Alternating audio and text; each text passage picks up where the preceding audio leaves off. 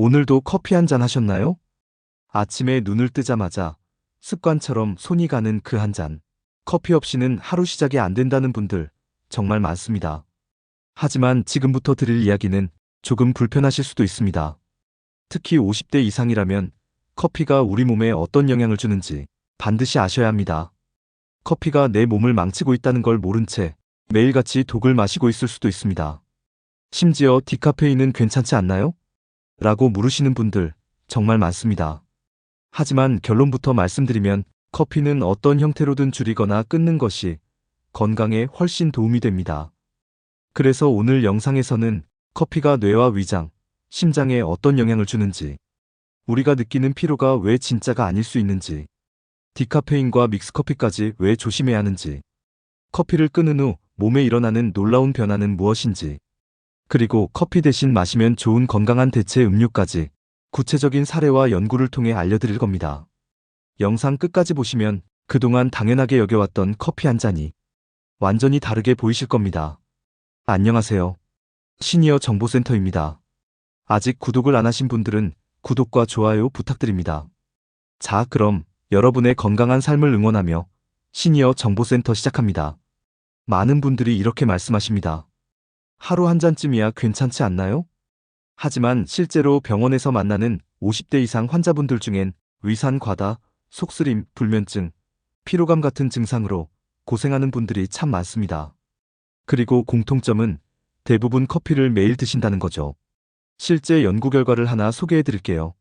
하버드 의대 연구팀은 카페인을 매일 섭취할 경우 피로와 관련된 유전자 발현이 증가하고 내분비계 건강이 악화될 수 있으며 기억력과 집중력도 떨어질 수 있다는 연구 결과를 발표했습니다. 그러니까 우리가 커피를 마시고 각성된다, 집중이 잘 된다는 느낌은 잠깐의 착각일 수 있다는 겁니다. 우리 몸은 피로할 때 아데노신이라는 물질을 만들어 뇌에 지금은 쉬어야 할 시간이에요라는 신호를 보냅니다.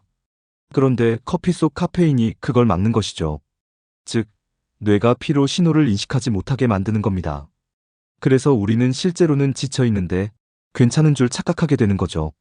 마치 자동차 연료가 바닥났는데 계기판엔 가득이라고 떠있는 상황과 비슷합니다. 겉으론 멀쩡해 보여도 어느 순간 갑자기 멈춰버릴 수 있다는 얘기죠. 특히 중년 이후에는 이 커피가 더 큰 문제가 될 수 있습니다. 우리 몸은 나이가 들수록 기, 혈, 수분이 점점 부족해지죠. 쉽게 말해 몸의 회복력 자체가 떨어진 상태입니다.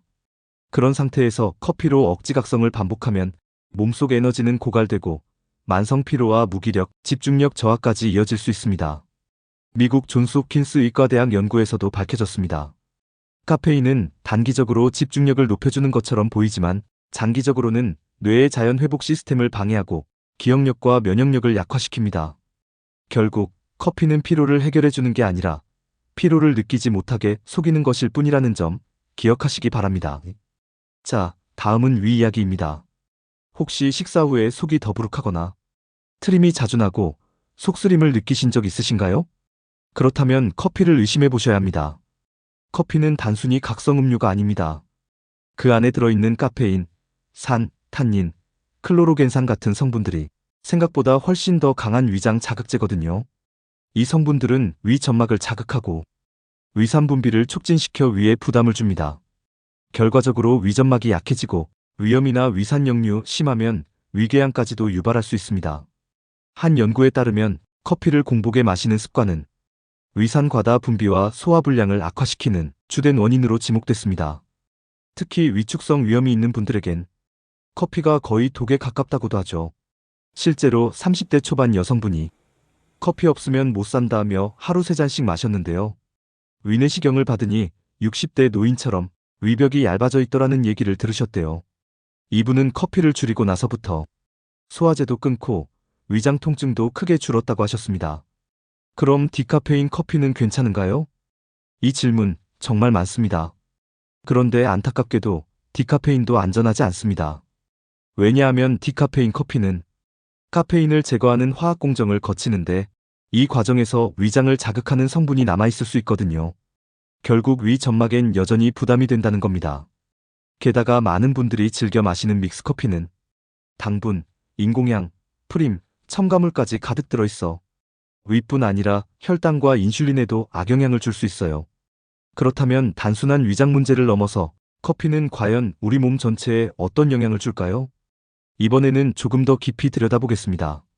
커피에는 항산화 물질을 비롯해 건강에 좋은 성분들이 포함되어 있습니다.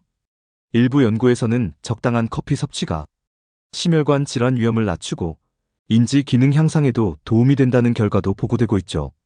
예를 들어 당뇨병 위험을 줄여준다는 연구 결과도 있어 많은 분들이 커피의 이점을 기대하기도 합니다. 하지만 이런 긍정적인 효과에도 불구하고 특히 중년 이후에는 커피의 카페인과 산성 성분이 위장 점막을 자극하고 수면질을 떨어뜨리며 심장 리듬에 부담을 줄 수 있습니다. 위산 분비를 과도하게 촉진해 위염이나 역류성 식도염을 악화시키는 경우도 많고요. 따라서 커피가 모든 사람에게 무조건 좋은 음료는 아닙니다. 각자의 건강 상태, 나이, 생활 습관을 고려해서 섭취량을 조절하는 것이 중요합니다. 위장 질환, 심장 문제, 불면증이 있는 분들은 특히 커피 섭취를 신중히 해야 하며 필요하다면 전문가와 상담하는 것이 좋습니다.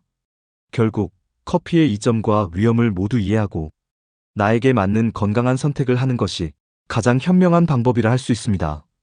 그렇다면 커피 대신 무엇을 마시면 좋을까요? 몸에 자극을 주지 않으면서도 기분 좋게 마실 수 있는 음료가 있습니다. 예를 들어 곡물차가 있는데요. 현미 녹차, 둥글레차, 옥수수 수염차, 보리차는 카페인이 거의 없고 위장에도 부담이 적습니다. 구수한 맛 덕분에 커피가 그리워지지 않을 수 있어요. 그리고 미숫가루, 콩가루 음료도 좋은데요.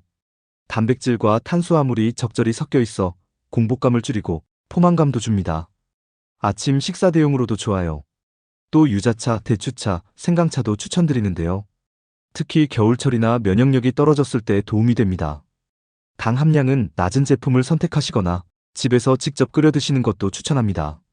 마지막으로 강조하고 싶은 점은 커피를 끊는 게 아니라 나에게 해가 되는 습관을 내려놓는 것이라는 점입니다. 처음에는 머리가 무겁고 피로가 몰려올 수 있어요.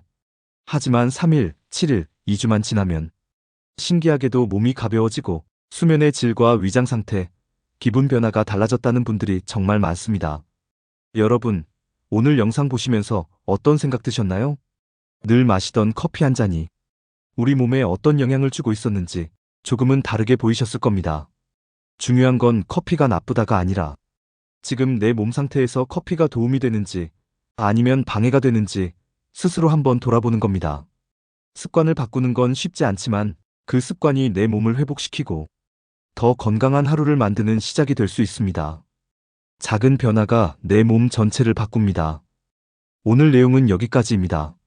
내용이 도움이 되셨다면 구독과 좋아요, 알림 설정과 함께 주변의 소중한 분들께도 영상 공유 부탁드립니다.